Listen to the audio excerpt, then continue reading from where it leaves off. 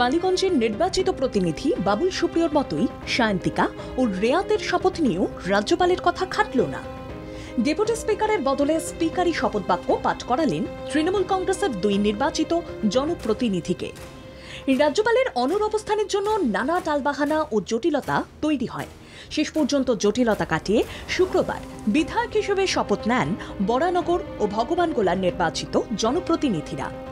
শপথ বাক্য পাঠ করান স্পিকার বিমান বন্দ্যোপাধ্যায়। ডিএ কমিটির বৈঠকে সিদ্ধান্ত গৃহীত হয়। ধন্যবাদ জানাবো আমাদের মাননীয় মুখ্যমন্ত্রী মমতা বন্দ্যোপাধ্যায়কে অবশ্যই, এবং আমাদের অনারেবল স্পিকারকে অবশ্যই এটুকুই বলবো যে সত্যমেব জয়তে। আগামী দিনে যাতে নিজের দায়িত্ব যা আজকে শপথ বাক্য পাঠ করলাম সেই দায়িত্ব যেন ঠিকমতো পালন করতে পারে, সবাই আশীর্বাদ। উল্লেখ্য, এবার লোকসভার সঙ্গেই বিধানসভার উপনির্বাচন হয়। সেই উপনির্বাচনে বরানগর থেকে নির্বাচিত হন সায়ন্তিকা বন্দ্যোপাধ্যায় আর ভগবানগোলা থেকে নির্বাচিত হন রেয়াত হোসেন সরকার। আমরা আজকে দীর্ঘ 7 দিন ধরে আমি এবং সায়ন্তিকা এবং আমাদের যারা কলিগস আছেন আমাদের দলের তারা সহ আমাদের নেত্রী মমতা ব্যানার্জি সহ স্পিকার সহ ডেপুটি স্পিকার সহ আমাদের পরিষদীয় মন্ত্রী সহ সকলেই এবং আপনারাও আমাদের সঙ্গে ছিলেন এই লড়াইয়ে। আপনাদের সবাইকে ধন্যবাদ জানাচ্ছি। গত 1 মাস তাঁরা অপেক্ষা করছিলেন। দুজনেই রাজ্যপাল সিভি আনন্দ বোসকে বিধানসভায় শপথের ব্যবস্থা করার আবেদন জানান।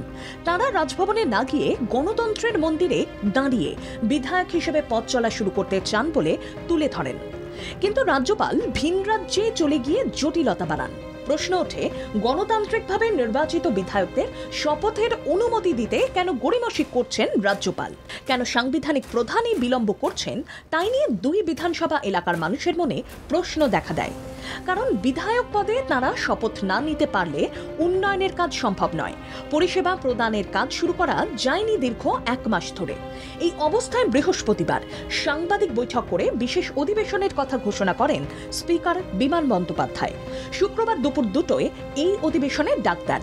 বৃহস্পতিবার রাতেই রাজ্যপাল সিভি আনন্দ বোস ডেপুটি স্পিকার আশিস বন্দ্যোপাধ্যায়কে দায়িত্ব দেন শপথ গ্রহণের জন্য। বিজনেস অ্যাডভাইজারি কমিটির বৈঠকে এই নিয়ে আলোচনা হয়। সিদ্ধান্ত হয় শপথ গ্রহণের বিষয়ে।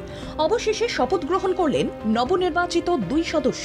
ডেপুটি স্পিকার জানান, তাঁর পক্ষে শপথ গ্রহণ করানো সম্ভব নয়, যেখানে স্পিকার উপস্থিত আছেন। শেষ পর্যন্ত স্পিকার বিমান বন্দ্যোপাধ্যায় শপথ বাক্য পাঠ করালেন বলে বিধানসভার তরফে জানা গেছে।